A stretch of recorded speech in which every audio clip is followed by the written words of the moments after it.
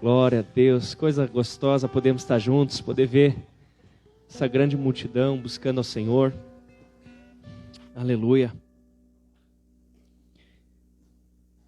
Eu sei que já falei a vocês a respeito dessa pessoa e desse tema que eu vou estar tratando hoje, mas entendi da parte de Deus que deveria falar-lhes novamente. Quando você pensa nos reis do povo de Deus, de quem você lembra? Talvez você lembre de alguns deles porque foram muito bons, e talvez você lembre daqueles outros que foram muito ruins. É tipo aquela coisa de professor de escola, né? Muitas vezes lembra do bom aluno e do aluno que incomodava.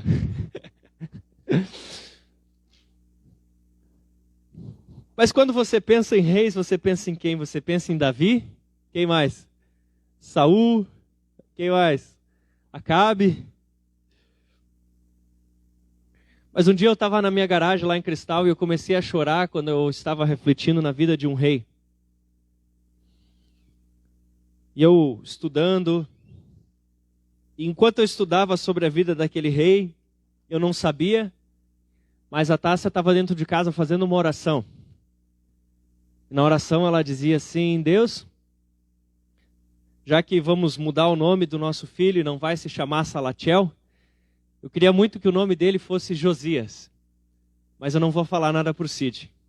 E eu abro a porta, chorando, e digo para ela: amor, o nome do nosso filho precisa ser Josias, o que tu acha? E é sobre esse rei que eu quero estar falando para vocês. Eu me emociono cada vez que eu leio a história de Josias na Bíblia, eu confesso que eu choro. E me sinto muito honrado de poder dar esse nome tão precioso. Se você quiser, abra comigo em 2 Crônicas 34. Segundo livro das Crônicas, capítulo 34. E você pode deixar ele aberto, que nós vamos hoje só trabalhar em cima dessa sequência. Nós não vamos pular para outros. Segundo livro das Crônicas 34, 1 e 2.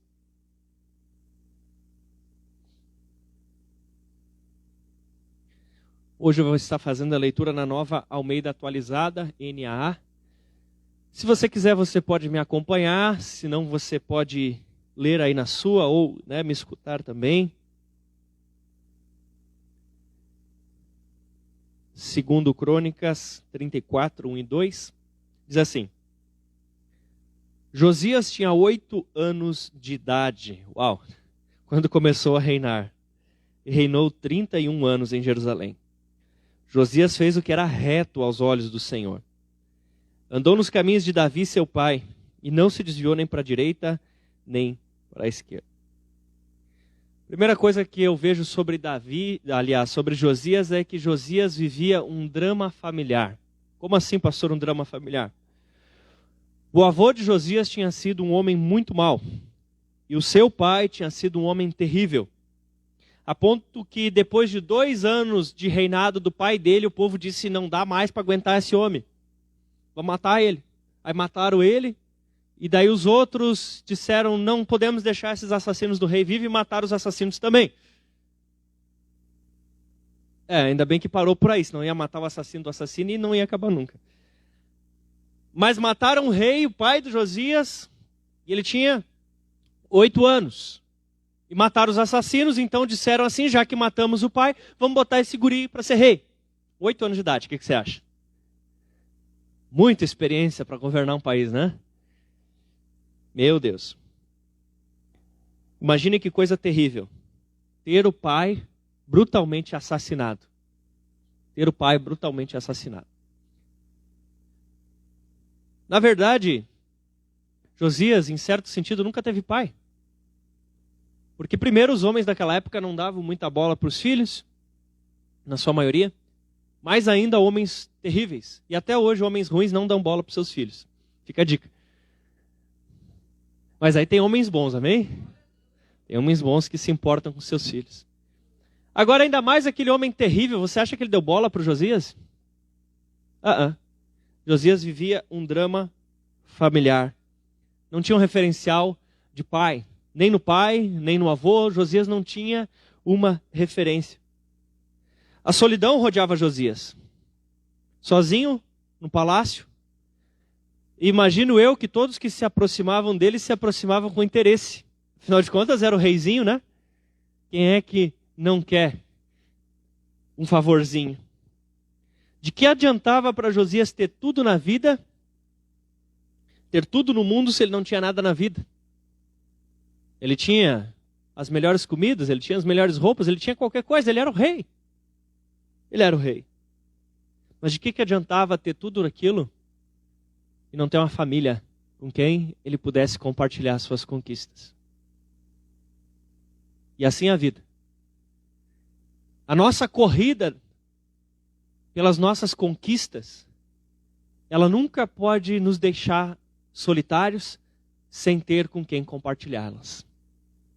Porque de nada vale ganhar tudo no mundo e no caminho perder a família e ficar depois sozinho num palácio. Josias estava lá. Então, se você tem família, valorize.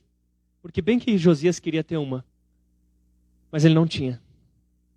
Quando Josias, sei lá o que ele fazia, estudava, tinha seus tutores, talvez fazia treinamentos físicos, não sei como preparavam ele para ser um rei, mas quando chegava em casa, não se fala sobre a mãe dele muita coisa, não sei nem quem era. Mas se você tem família, valorize a sua. Só que esse Josias, sem ter família, ele escolhe tomar um referencial de pai. E diz ali que ele anda de forma reta, segundo seu pai Davi. Na falta de uma figura paterna, ele escolheu alguém em quem ele podia se espelhar, um antepassado muito mais antigo, rei como ele. Essa é a história de Josias. E quando parecia que tudo não tinha mais sentido, Josias passa dos 8 anos até os seus 16 anos, vagueando por aquele palácio. E suponho eu que o vazio começava a tomar conta do seu coração. E suponho eu que aqueles anos, de que quando assumiu a ser rei com 8 anos de idade até os 16, suponho eu que tenham sido anos muito difíceis para ele. Tenham sido anos muito complicados. Só que algo acontece na vida de Josias. No versículo 3. No 8º ano do seu reinado. Ou seja, ele começou a reinar com 8, agora ele tinha 16 anos. Sendo ainda moço. O que diz ali? Josias começou a buscar Deus. O Deus de Davi, seu pai. Está vendo que ele toma para si um referencial? E no 12º ano começou a purificar Judá e Jerusalém dos lugares altos, dos postes da deusa Azerá e das imagens de escultura de fundição. Josias não usou o drama familiar para ser um jovem rebelde. Tinha tudo para ser um jovem rebelde. Assassinaram meu pai! Mas Josias não usou o drama familiar para ser um jovem rebelde. Josias podia ser um apóstata da fé. Dizer, o povo de Deus está todo desviado, vou me desviar também. Mas Josias não fez isso. Josias buscou um referencial de um homem de Deus em quem ele pudesse se espelhar. Não sei como é que é o seu caso, mas talvez você teve uma situação difícil com a sua família. Libere perdão sobre eles. Libere perdão. Talvez você teve um pai e uma mãe que fizeram todo o esforço para cuidar de você e ser bons com você, mas infelizmente tiveram muitos erros, porque talvez nem sabiam a respeito do Senhor e dos caminhos do Senhor. Mas chega um momento em que você precisa buscar a direção de Deus e encontrar alguém que vai servir como um referencial para ajudar você a seguir nos caminhos do Senhor. Na falta de alguém vivo, Josias escolheu alguém que já tinha vivido e se espelhou em Davi.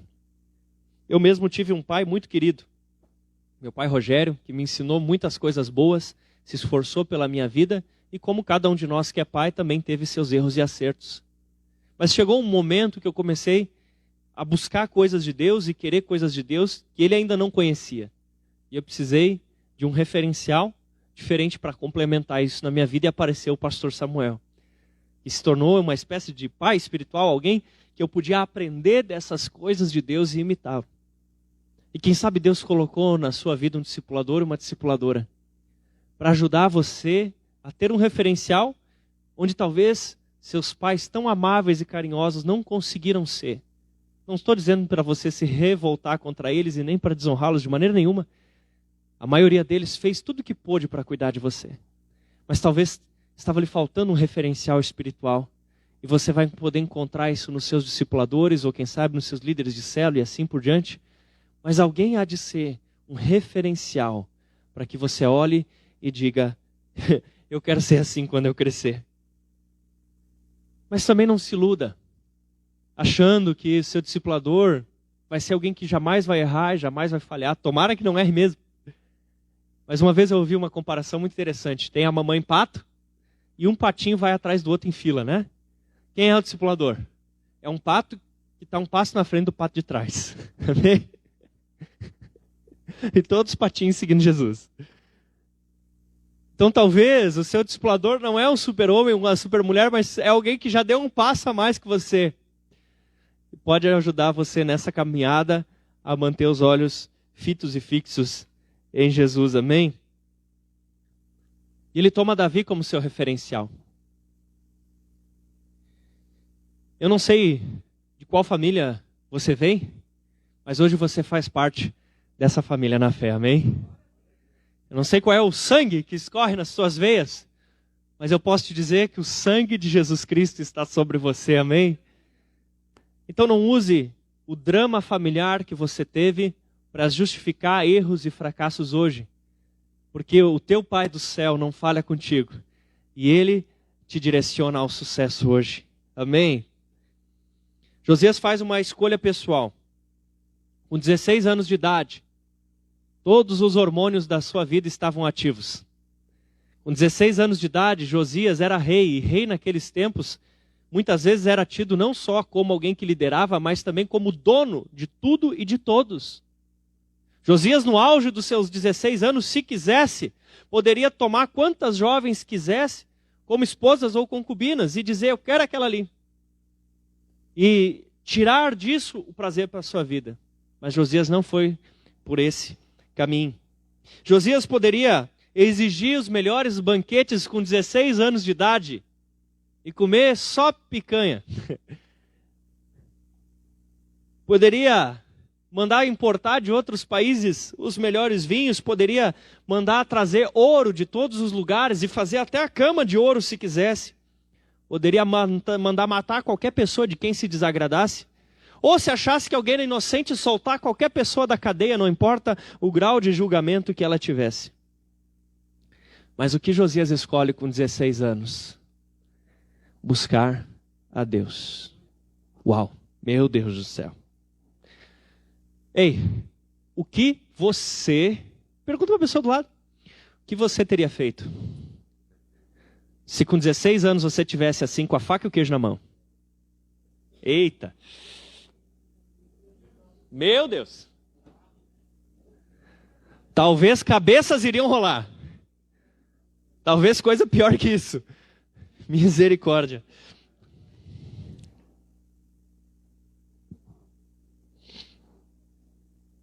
Quando Josias tinha dinheiro, quando Josias tinha poder, quando Josias tinha fama, quando Josias podia escolher qualquer coisa que ele quisesse, Josias escolheu servir ao Senhor.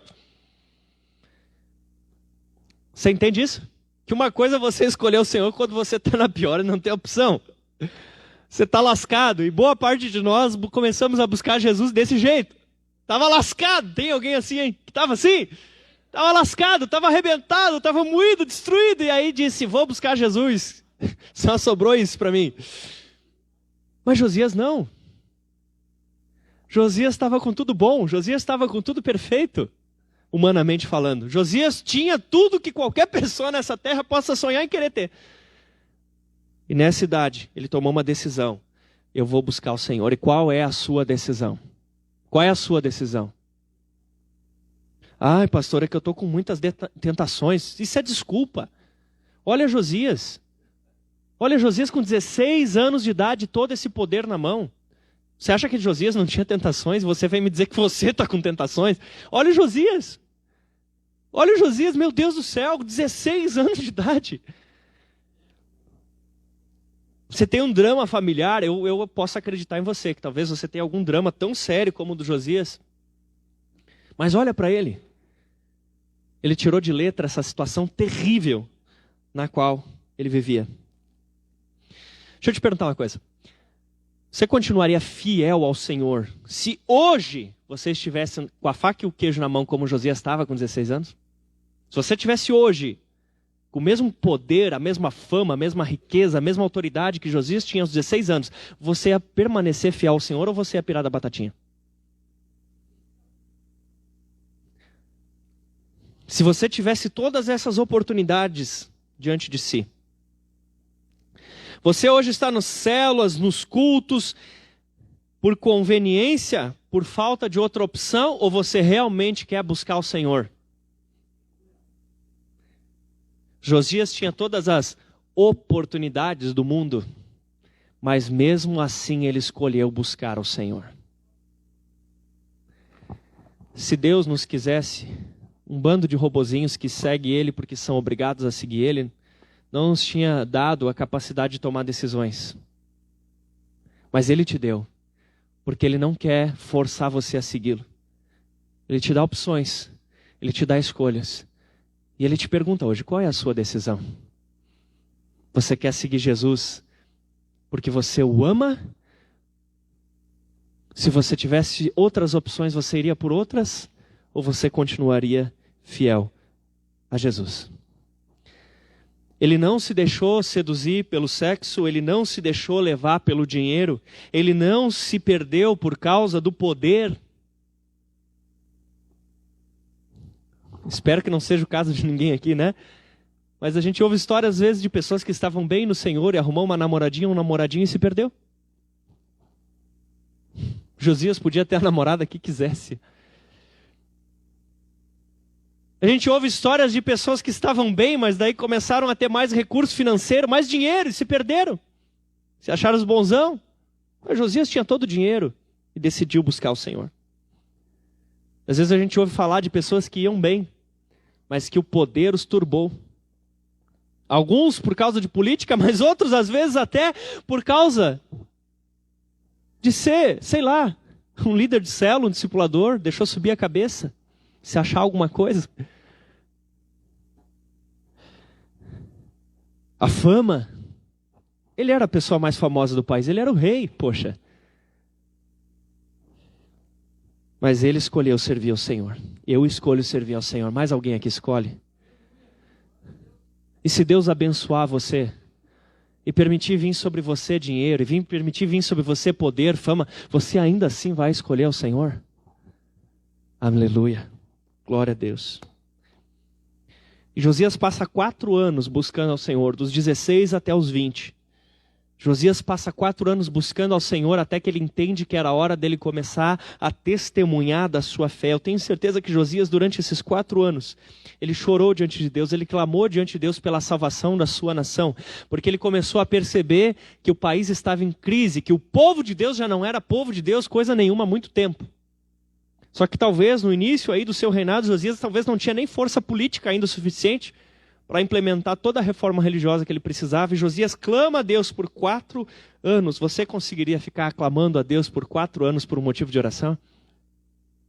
Por 4 anos Josias clama pela salvação. Então, com 20 anos de idade, Josias sai numa cruzada voraz pela purificação do seu país. Josias não aguenta mais ver que o povo de Deus não era o povo de Deus. Josias não aguenta mais ver que o povo de Deus não buscava só Deus, buscava tantos outros deuses. Josias não aguenta mais ver que o povo de Deus fazia tudo quanto era errado e desagradava o coração. E Josias sai numa grande reforma. Você pode me acompanhar? 34, dos versículos 4 até o 7 agora. Na presença dele, derrubaram os altares dos Baalins, né, falsos deuses. Ele, nem fala que ele mandou um soldadinho, diz ele, seus altos dos 20 anos, ele despedaçou os altares de incenso que estavam acima deles, quebrou os postes da deusa Azerá e as imagens de escultura e de fundição, reduziu o pó. Ele não se contentou em quebrar os falsos deuses, mas ele fez virar pó.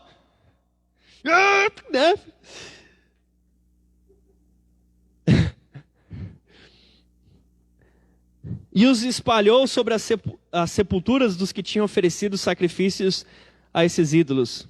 Queimou os ossos dos sacerdotes pagãos sobre os altares dele e purificou Judá e Jerusalém. Essa parte aqui tem a ver com a profanação ritualística, quando você queria dizer que você desrespeitava aquela falsa divindade, fazia esse ritual. Fez o mesmo nas cidades de Manassés, Efraim, de Simeão até Naftali, por todos os lados, no meio das ruínas. Essas outras cidades que cita aqui é porque Josias, nesse tempo, já tinha se dividido, né? O povo de Deus tinha se dividido em 2 países, o reino de Israel e o reino de Judá. Josias era rei de Judá. Só que Israel tinha pecado tanto que tinha sido destruído e tinha sobrado só a ruína. Então Josias sai do seu país, vai para o outro país que era Israel e começa a destruir as coisas erradas lá também. Porque aquele outro país, Israel, também fazia parte da terra prometida lá de antigamente. Tranquilo? Josias vai e sai dos limites e começa a destruir lá também.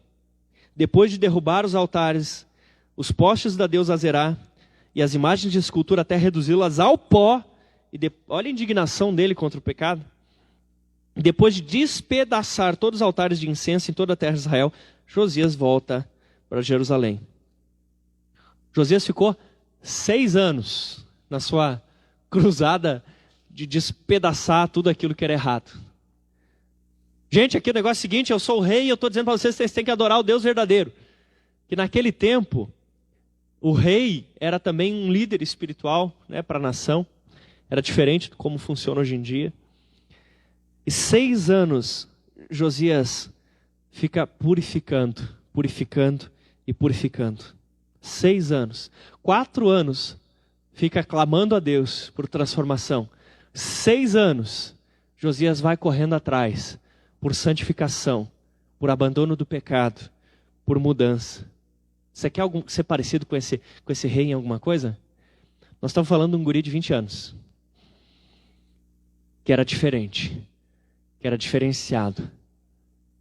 Que mexia com o coração de Deus. Que quando Deus olhava para ele não conseguia não se emocionar. Que movia os céus e a terra. Porque tinha um coração apaixonado pela santidade. Apaixonado pelo seu Deus. Tem mais alguém assim aqui? Tem mais alguém que pelo menos quer ser assim aqui? Ele entra pelos limites de Israel. E quando ele consegue finalmente livrar a terra prometida da idolatria. Sabe como é que isso se chama? Zelo. O pastor Juliano escolheu muito felizmente a maneira de traduzir a palavra para traduzir aquela música, né? Ele tem zelo por mim. Na língua portuguesa fica bom de entender dessa maneira. Josias era zeloso.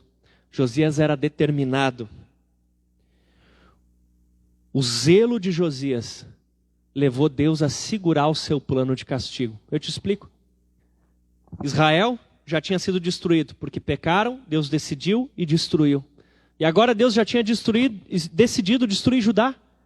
E Deus iria destruir a Judá também. E Deus segura o seu projeto de destruir aquele país, porque tinha uma pessoa diferente nele. Uau! Deus ia exercer juízo sobre aquele país, destruição sobre aquele país seria varrido do mapa, e Deus segura sua mão de juízo por causa do zelo de um homem de Deus. Meu Deus, uau, meu Deus. Zelo capaz de ficar 4 anos de intercessão, zelo capaz de ficar 6 anos correndo atrás de purificação e santidade, zelo de ter tolerância zero com o pecado. Mas Josias não fica só na destruição. Ele decide também fazer reconstrução. Ele primeiro decide a destruição, deconstruir, destruir tudo aquilo que não agrada o coração de Deus. E talvez você precise fazer isso na sua vida, destruir as coisas que não agradam de Deus. Talvez o jeito de você lidar com a sua família, com o seu emprego, com as suas finanças, com os seus patrões, não esteja agradando a Deus. Talvez você precise destruir esse jeito antigo. Mas agora Josias começa uma nova empreitada. De reconstruir, de construir aquilo que é bom e aquilo que é certo. Versículo 8. No 18º ano do seu reinado, havendo já purificado a terra e o templo, Josias ordenou que Safã, filho de Azalias, Maazéias, governador da cidade, Joá, filho de Joacás, cronista, reparassem a casa de Deus. Josias começa a construir uma nova história. Um novo caráter, um novo modo, uma nova administração. Mas aquele era um povo de Deus que não conhecia Deus. Olha só o que diz nos versículos 18 e 19. Eles foram lá fazer aquela reforma, eles foram lá restaurar o templo de Deus. E o escrivão Safã acrescentou: o sacerdote Ilquias me entregou esse livro. Eles acharam um livro durante a reforma do templo. E Safã leu o livro em alta voz diante do rei. Quando o rei Josias ouviu as palavras da lei, rasgou as suas roupas. Sabe o que aconteceu? O povo de Deus tinha perdido a Bíblia. Não tinha mais Bíblia no povo de Deus. Pode? Pode essa? Não tinha. E aí eles ficam impressionados que eles começam a fazer uma reforma no templo de Jerusalém e estão reformando. E aí eles dizem: o que é isso? A palavra de Deus. Ao ponto que chega que se assustaram de encontrar a palavra de Deus no templo do Senhor. Era um povo de Deus que de Deus não tinha mais nada. Eles tinham se afastado da palavra de Deus. Era só os 5 primeiros livros da Bíblia, provavelmente, mas era o que eles tinham na época. Mas olha a reação de Josias. Olha a reação. Josias entra em desespero.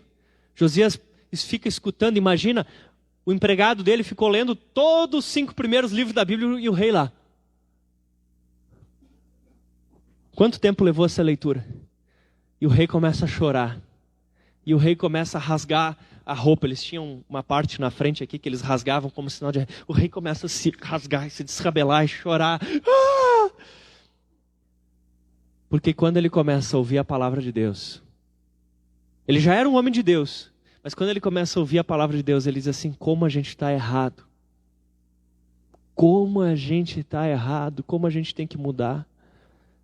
Como a gente precisa mudar, uma convicção do amor de Deus começa a entrar dentro do coração dele, uma convicção de como eles estavam em pecado, em idolatria, de como o país estava longe de Deus. E você tem uma Bíblia aí na palma da tua mão. Você não lê ela? Ai, que vergonha, né? O cara no primeiro contato que teve fez todo aquele escarcéu e você tem uma na palma da mão e você não lê. Você lê só no banheiro? Pior. Eita.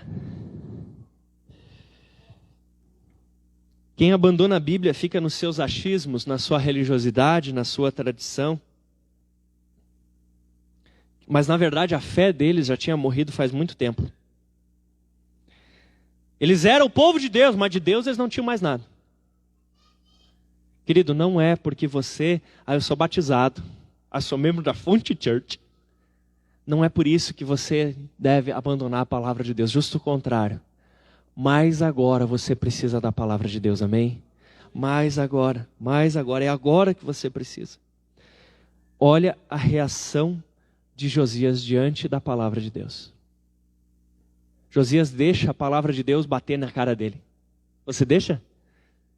Josias deixa a palavra de Deus bater na cara dele. Josias não fica naquela dizendo assim, sabe? Deus... Mas isso é injusto. Foi esses meus antepassados aí que fizeram tudo errado. Meu pai até foi assassinado de tão tranqueira que era. E agora o Senhor vai destruir eu? Josias não faz assim não. Josias diz: Deus me perdoa o pecado dos meus pais. Diferente, né? Perdoa o pecado da minha nação. Olha só. Que diferença.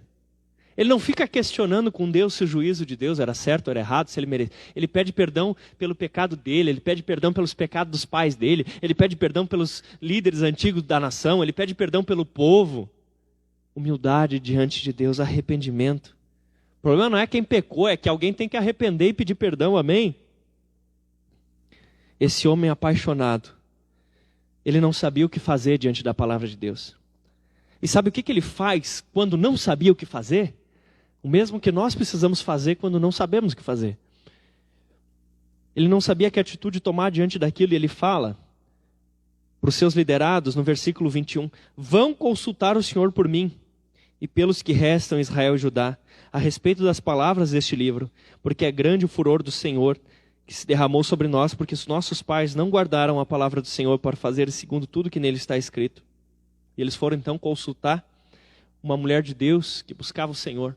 E quando você não sabe o que fazer, busque ajuda. Busque alguém mais experiente que você na fé. Busque alguém para ajudar você a entender a palavra de Deus. E no versículo um pouco mais adiante, 27 e 28, visto que o seu coração, agora a profetisa traz a palavra de Deus para o Josias, visto que o seu coração se enterneceu, na NVI diz, visto que você abriu o seu coração e se humilhou diante de Deus, quando ouviu as ameaças que ele fez contra esse lugar e contra os seus moradores, e se humilhou diante de mim, rasgou a roupa, chorou diante de mim, também eu ouvi a sua oração, diz o Senhor. Por que Deus ouviu a oração de Josias? Que Josias se humilhou diante de Deus. Josias confessou o pecado diante de Deus.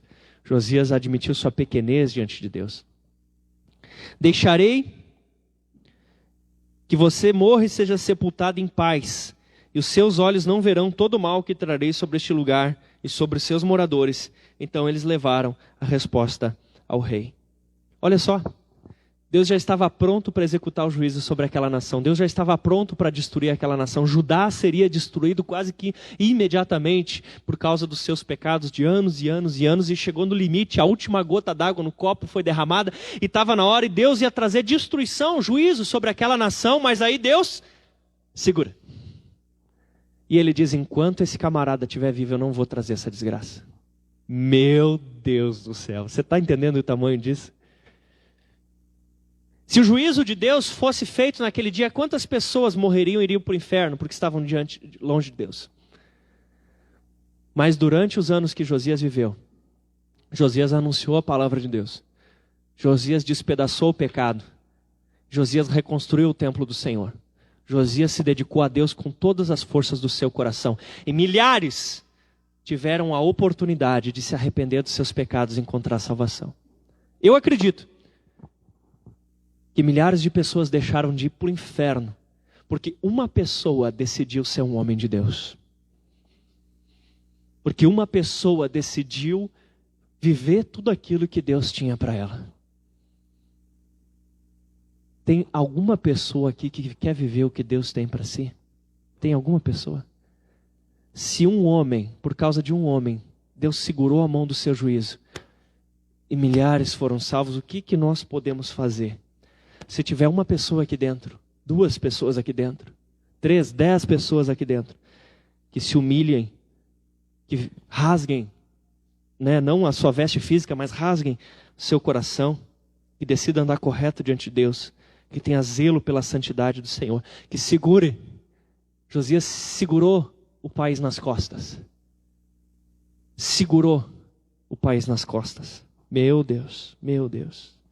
Um homem que decidiu ser um homem de Deus. Um homem que decidiu ser um homem de Deus. Uau! Em números, nós já temos aqui dentro pessoas o suficiente para virar Caxias do Sul de cabeça para baixo. Porque se um pôde segurar uma nação, o que nós poderíamos fazer com 10 Josias? O que nós poderíamos fazer com 10 Josias? Se 10 pessoas hoje tomarem a decisão de ser que nem ele, nós vamos ganhar Caxias do Sul para Jesus. Você crê nisso? Se 10 pessoas. A gente tem 10 aqui? Eu quero ser um. Tem mais 9 vagas. 2, 3, 4. Passamos dos 10. Se esse levantar de mão corresponde a uma realidade do coração, então necessariamente a gente tem que ganhar essa cidade para Jesus. necessariamente, a gente tem que ganhar essa cidade para Jesus. Meu Deus. Lê em casa a história de Josias. Você vai chorar. Josias foi o último rei bom antes do juízo de Deus. Antes do juízo de Deus se manifestar. O mundo, você vê, o mundo se prepara para o governo do anticristo. Mas nós podemos, no bom sentido, segurar a mão do juízo de Deus por um tempo. E humildade, choro e arrependimento alcançarmos a nossa geração para Jesus. Darmos uma chance para que essa geração não se perca. Onde é que estão os Josias que vão rasgar o coração diante do Senhor nessa noite? Onde estão os Josias que vão olhar para a situação que Caxias do Sul vive hoje, que vão chorar por Caxias do Sul? Peço para a equipe de louvor e adoração me ajudar. Peço que você feche os seus olhos. Josias não conseguiu ficar em paz olhando o jeito que o seu país estava. Quando você olha para Caxias do Sul, você está satisfeito em ver notícias de morte? Em ver tantas adorações a falsos deuses? Sejam eles deuses declarados ou deuses enrustidos? Deuses que não têm altares físicos, mas que se sabe que as pessoas adoram de dinheiro, de prostituição, de poder, de fama.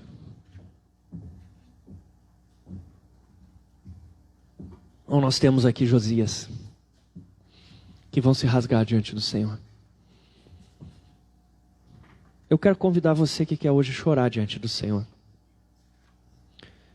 Você que quer pedir perdão ao Senhor pelos teus pecados, pelos pecados dos teus pais, dos teus avós. Você que quer pedir perdão pelos pecados dos teus liderados e dos teus líderes. Você que quer encontrar o livro de Deus hoje. Você que quer derrubar os altares do seu coração. Você que quer reconstruir o templo do Senhor no seu coração. Você que quer rasgar-se diante de Deus nessa noite. Eu convido você que quer ser esse Josias dessa geração a vir até aqui na frente. Se você pode, você se ajuda.